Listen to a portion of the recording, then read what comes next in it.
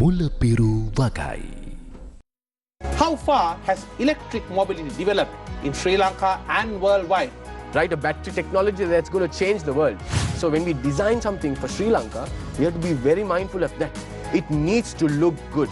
What are the real mobility challenges that we are facing as a nation? Is there an effective way to make sure that people can move from point A to point B simply and inclusively? That's it. Bicycles, it's an accepted, common, normal way of transport. Cycling has been pushed towards a poor man's transport. Do you think that we have a proper government policy to encourage electric mobility in Sri Lanka? It's not government policy first, it's people policy first. People set the trend, everybody else follows. Business in conversation with Yas Fazul this Saturday at 5 p.m. COVID-19 සඳහා ආරක්ෂිත පියවර. නිතරම හොඳින් සබන් යොදා දෑත් සෝදන්න. සබන් හෝ විසබීජ නාශක මධ්‍යසාරයක් භාවිතා කර දෑත් පිරිසිදු කරන්න. සැම විටම අන් අය සමග මීටරයක දුරස්ථභාවයක් පවත්වා ගන්න. හැකි සෑම විටම නිවසේ රැඳී සිටින්න. නිරතුරුවම නිවැරදිව මුඛාවරණ පළඳින්න.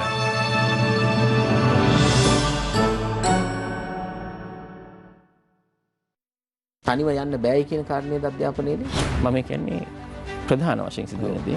අපිට රුසියානු සපත්තුව මේ ලංකාවට දාන්න බෑ ඒක ලොකුයි. චීන සපත්තුව සීන සමාජවාදී ඒකත් හරියන්නේ නැහැ. ඒක මේ කකුලට පොඩි. අපි අපේම සපත්තුව මහ ගන්න ඕනේ කියලා. එක්සත් ජාතීන්ගේ මානව හිමිකම් කවුන්සිලය කියලා කියන්නේ මානව හිමිකම් පිළිබඳව ලෝක පාර්ලිමේන්තුව. අපි පරිසරය ගැන දෙකක් තිබුණා. මම ඉස්කෝලේ යන කාලෙත් මේක තුන්වන ලෝකේ රටක්.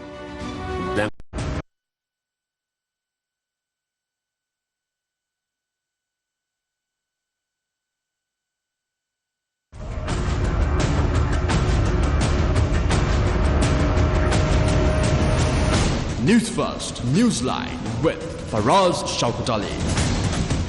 And a very good evening to you and a warm welcome to Newsline Live. My guest this evening is the Secretary General of APAC, and we'll tell you what APAC stands for soon. He is also the immediate past president of the Sri Lanka Medical Association, none other than Professor Indika Karunathilake, no stranger to our program. Very good evening and welcome to the program. Very good evening to you. And what is APAC? Can you tell us quickly? Yes, actually, APAC is one of the largest public health organizations in this region, right. Representing about 50 countries in this region and over 70 institutions, public health related institutions in the region. So that's one of the leading and very powerful public health organization, right. And has a lot of role related to the current pandemic situation. And what's the real story about the pandemic CV-19 as we speak? How's it doing?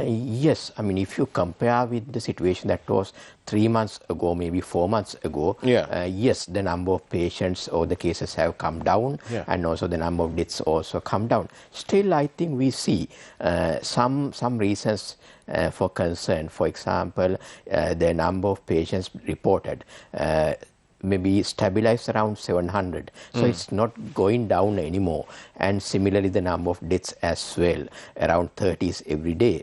So what we would like to see is actually that the reduction that we have seen during last 3 months to continue, but it's not happening. So that's the reason. Why is that? Yeah, so that means probably the infection is spreading again. That we see in the services that we provide. Do you have any proof? Yes, yeah. There's a lot of proof from the clinical, the hospital sector, and also the patient support helpline services that we conduct through the 247 and 1904 from SLMA, Ministry of Health, and the COVID-19 National Prevention Center, all these collaborative activities. And what about the bed situation? Yeah, now if you take the number of patients, that number of maybe calls that are coming to helplines or even to the admission to the hospitals, we see a lot of patients within same household getting infected. So that means the household spread that was there 3 months ago again has restarted. And similarly in places like schools also, and other officers' schools, we again see reports. And you ask a very important question regarding the bed situation. Gradually the number of vacant beds coming down, and most importantly, one thing we need to note is the number of patients admitted with comorbid conditions are on the increase. That means people with underlying other health issues. Very much important, because those are the patients who might go into complications. And at the moment, if you take the ICU situation, the ICU beds that are allocated to COVID patients, again almost 96% full. So these are reasons for concern, I think. So I think everyone need to take responsibility. So we can't just be complacent. Definitely not. Definitely not. Okay, having said that, you know, Sri Lankans are very fun-loving people. I'm sure you are too. So what should we do at Christmas? Yeah, big season coming now. I suppose everyone should basically adapt it to the new normal situation. And what's that? Gloves, I mean, washing your hands? Yes, I mean the basic preventive measures, the physical distancing, hygiene, and wearing masks, so on and so forth. All these things obviously we need to adhere to. And in addition to that, now you mentioned about the festive season. So there are also the most important factor that leads to spread is actually the conditions. A lot of people are in a congested environment, so that's the where that. Do you remember we saw all those photographs during the Sinhalese Tamil New Year from Margam and Pamana Road and all that? Yeah, so that is what we want to avoid. So maybe if I mean at the same time people would want to enjoy the festive season, so on and so forth. So maybe with some kind of forward planning, say maybe start in the shopping early on, avoiding crowded places. Listen, you can't have the government to start doing all this, because there's a certain element of responsibility by the citizens too. I suppose all of us, government and the law enforcement and citizens, all of us have the responsibility. Yes, but we can't expect the government to not nannies. Not the government. All of us have the responsibility. And do you think this idea, the police recently said that we want people traveling in the cars, unless they are related to each other, then they must wear the mask. Do you think that's a good idea? It is actually a good idea. It's actually a good idea, yeah. So, because, I mean... It's not they're not kind of being overly panicky, are they? Not really, because if you take the environment within a car, and if there are few people within the car, it's been a confined environment, especially the air conditioning, so the risk is there actually. It is there. It is there. I mean, we have to take all the precautions. Now, this situation also, I mean, we are not wearing masks because of the audio-visual requirement, but yes. But yes, and also we're well, we've kept our distance. Yeah, so every time, I mean, that is a must, I think. Yes. All right. So, what are we doing wrong, if we are doing anything wrong, in trying to get these figures down? 30 deaths a day is 30 deaths too many. Yeah, I mean, even a single preventable death is unacceptable. Indeed. So, yes, yeah. So what can we do? How can we get it down? I mean, getting back to the basics, I suppose. Getting back to the basics. So, I mean, country can't be on the lockdown situation forever. But like we mentioned previously, everyone has a responsibility. So, I mean, we have the responsibility to avoid crowded situations unless essential. Would you welcome a situation where the public, let's say they're going into the railway station or they're going into the bus station trying to get a ticket to get on the bus? Would it be a good idea for it to be a legal requirement to have your vaccination card with you? There are pros and cons.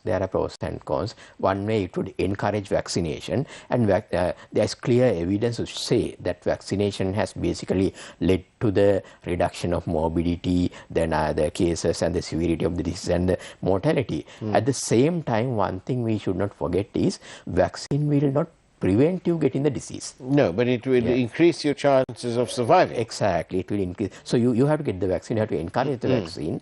And so legal enforcement, there are both this. There can be advantages, there can be disadvantages. And thank you very much for your questions. Coming up on the screen is the number by SMS or WhatsApp, whichever is your fancy, 0772 300 305.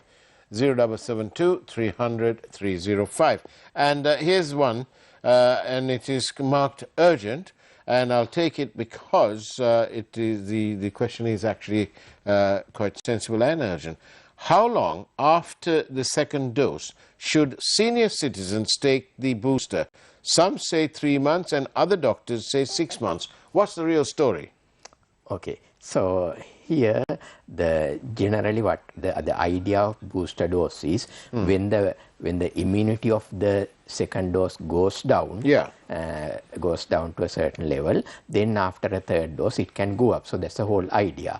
So it should not be too early, it should not be too late also. Right. Yeah, when it... So where's the medium? Where's the medium? It's a very interesting question. Now, if you take certain vaccines, like AstraZeneca, research has shown that it will last for quite some time. Sometimes it can be up to 6 months or so. Yeah. So in that case, it would be a good idea to take the booster after 6 months in that case. If you take Sinopharm, again, the current data says it could be around 3 months. So in that case, it could be better to have it 3 months. But having said that, what the Ministry of Health is doing is a program. Right. So Ministry of Health, because of the program nature, rather than going for individual vaccines, they have gone for recommendations. So I suppose we have to go by the recommendations that are issued by the Ministry of Health.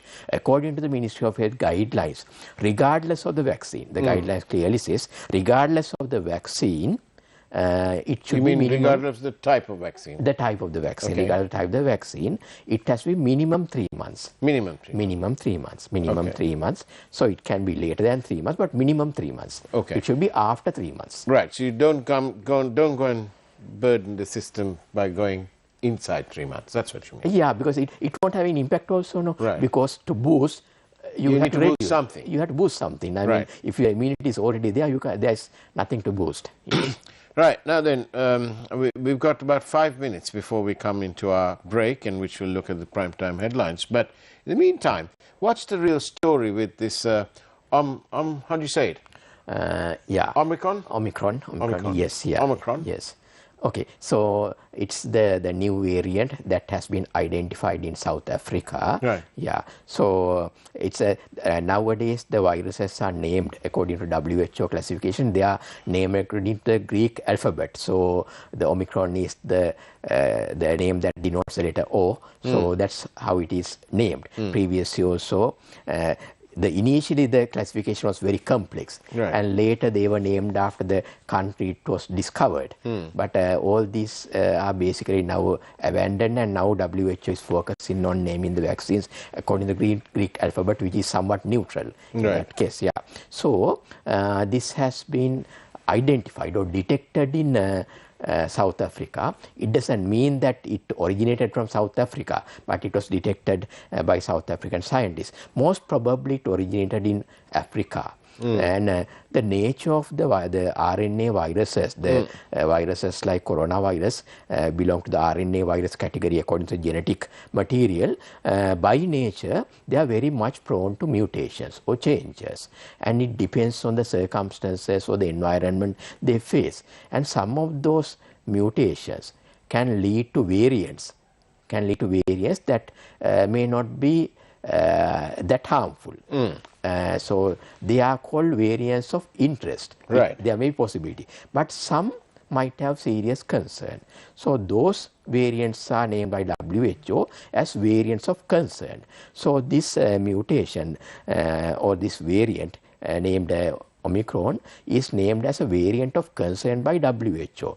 The reason is the mutation that has happened within the genetic material belong to the areas that produce the proteins that are mainly responsible for the spread of the disease, and also might have some implication on the vaccine activity. For example, if you could remember the electron microscope structure of this RNA coronavirus, you may remember those spike proteins jutting out.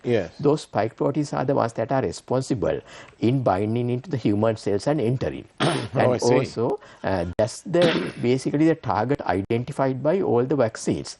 To attack for the immune system to attack the virus. Therefore, any change that would lead to the production of what called the S gene that lead into the spike protein production might have some implications on the spread. Right. Yeah, so that is why, because when there are changes in that protein and when there are changes in the gene that is responsible in producing that protein, it might have an impact on the spread of the vaccine and also the spread of the virus and also the severity of the disease and also the impact on the vaccine efficacy. So there's a possibility. There's always a possibility. There's a possibility. There's a right. possibility. Thank you for all your questions. It's getting, somebody's saying it's getting a little bit too technical. We'll try and break it down and make it simpler, shall we? But we'll do that after this evening's headline news. And it's bound to be an interesting news tonight, because we had all sorts of things happening, gas explosions and the gas results and so on, and of course the release of Mr. Azad Saleh being found not guilty by the High Court in Colombo. And we'll see you on the other side of the break.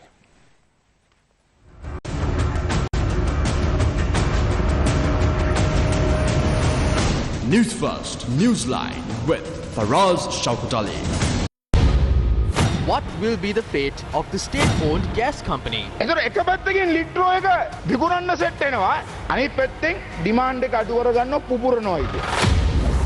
Contradictions on the gas leaks from within the government.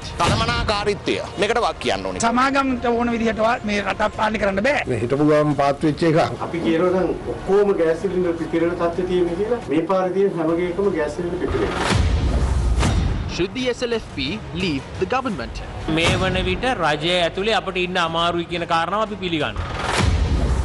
Locally produced onions pile up amid import of onions from overseas. For how many years was the Hambantota port leased to the Chinese?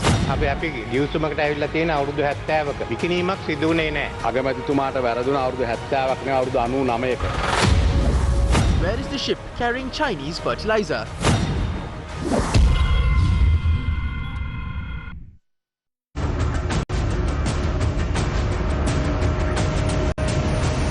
News First, Newsline with Faraz Shaukutali. And welcome back to Newsline Live. I'm in conversation with Professor Indika Karunathilake, and we've been talking about the latest variant. Now then, this latest variant, what's the volume in numbers? First of all, where's the origin of it? Somebody's asking this again. I know you said South Africa. Yes. Okay. Yeah. It was detected in a South African laboratory. Right. So probably African origin, may not be. Maybe South Africa, may not be. We don't know. Right.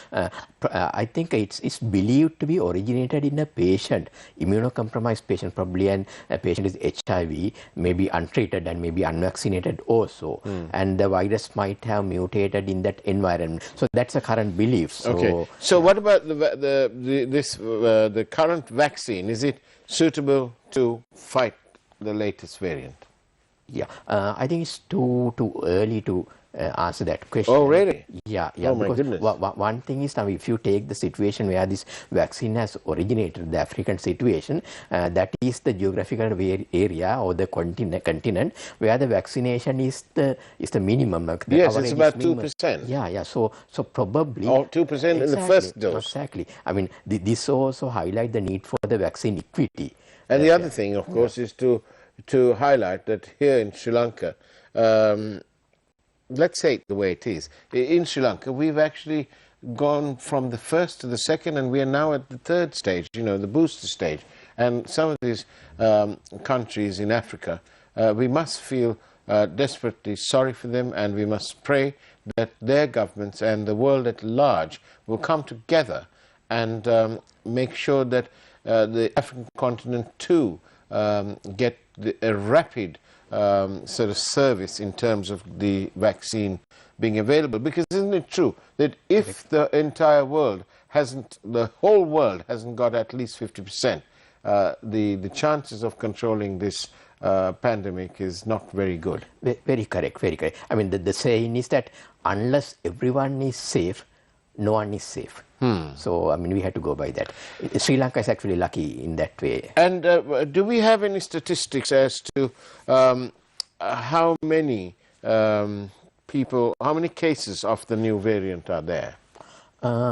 At the moment, the statistics are emerging basically because it started only a few weeks ago. So the patients have been reported in South Africa, but and in the African continent, but the countries outside Africa also. For example, Hong Kong, and patients are reported in Australia, and there were patients reported in Netherlands from a flight that came from South Africa. Okay. So in the European countries, Do we have a tally of how many people have died from this around the world? At the moment, to my knowledge, no reports so far. Right. It's too early to predict on this because I mean when you think about the impact of the mutation of this new variant, there are three areas that we need to focus on.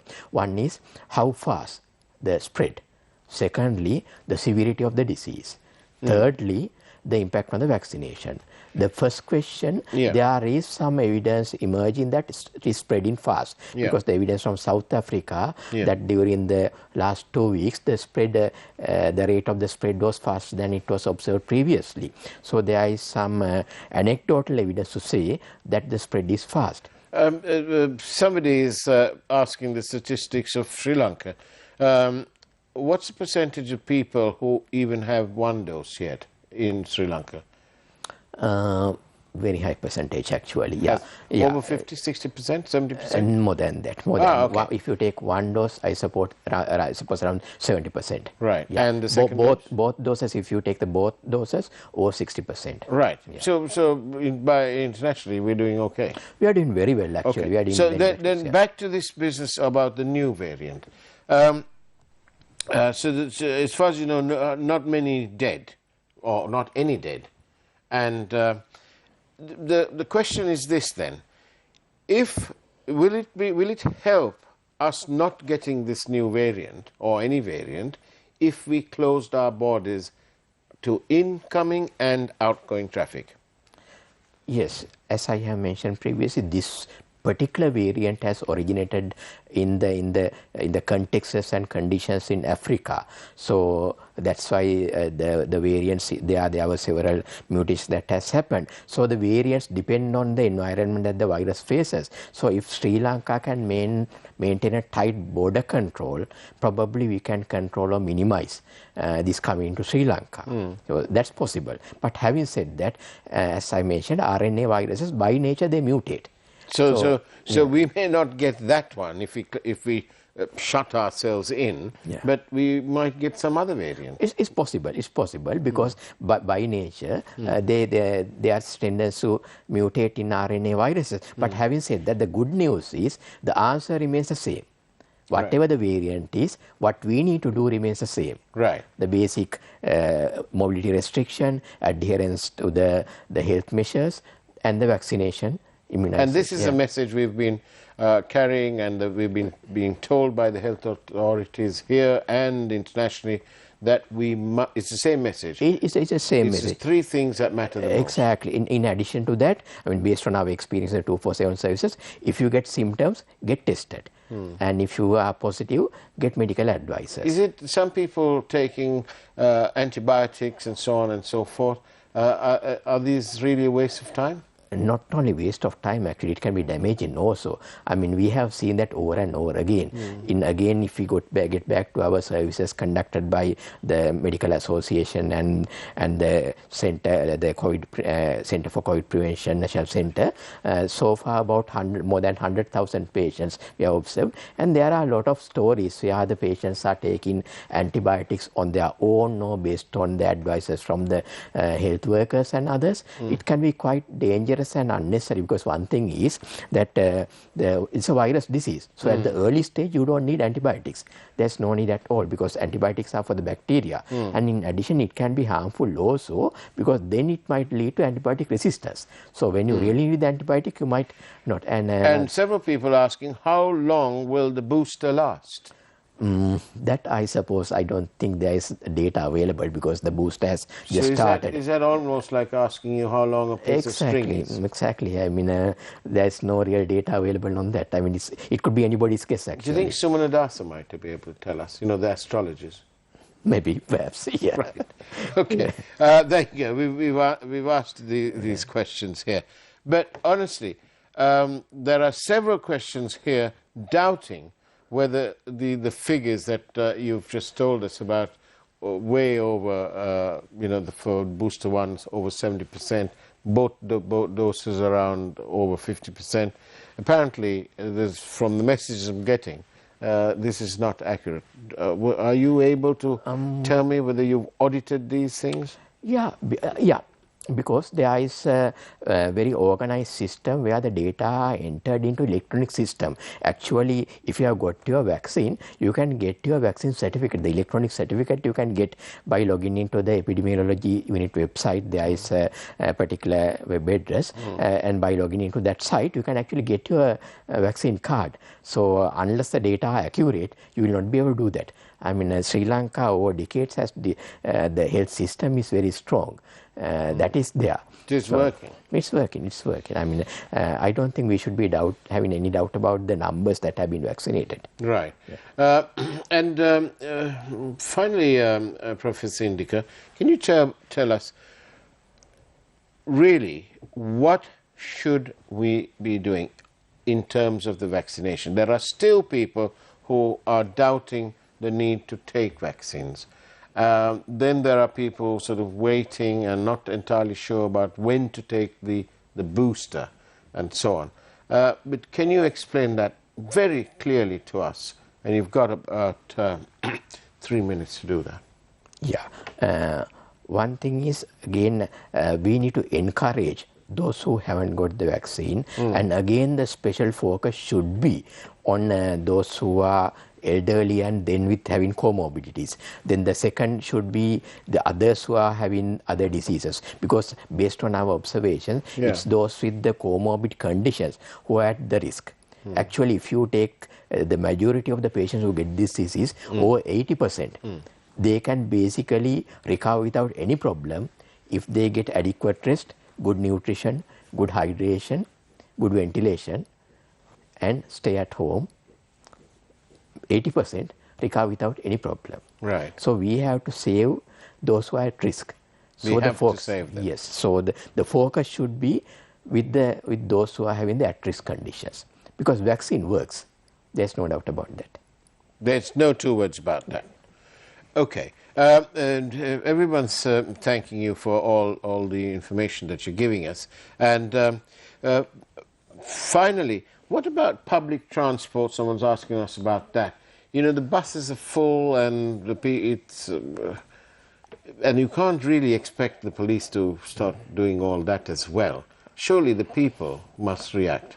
I would say that's our actually standard, actually.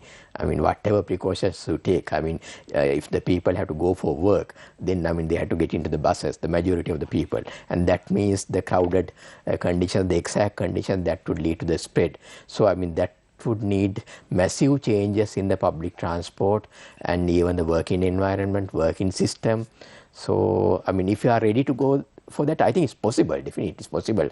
Moving into the new normal, that's what we say. I mean, changing the working patterns, working hours. And you just, however late and inconvenient it gets, you might as well wait for the next bus instead of getting into a crowded bus. Probably, but at the same time, and we have to look at the realities in Sri Lanka also. There's no guarantee that the next incoming bus would be, I mean... would come. Yeah, I mean, that is where the rules and regulations should come into play. That's where the government should take the matter very seriously and have rules and regulations to make sure that the public transport is for the benefit of the general public. Not to make commissions. Exactly. And so on. Yeah. Right. Well, wherever we go, we can never rid ourselves of this corruption. I'll take this last question. There are many people who have got side effects after taking the vaccine. I too had a headache for almost more than a month after taking the second dose of the vaccine. What can you do? Mostly it's mild. Mostly the side effects are mild and it goes off after a few days. But if you have anything, any effects that last for several weeks, definitely you need to seek medical advice. But generally it's mild. Thank you. Professor Indika Karunathilake, we really do appreciate your presence on Newsline. Thank you. And that's the way it was on Newsline Live this evening. Take care. And as always, have a great evening and, of course, God bless you.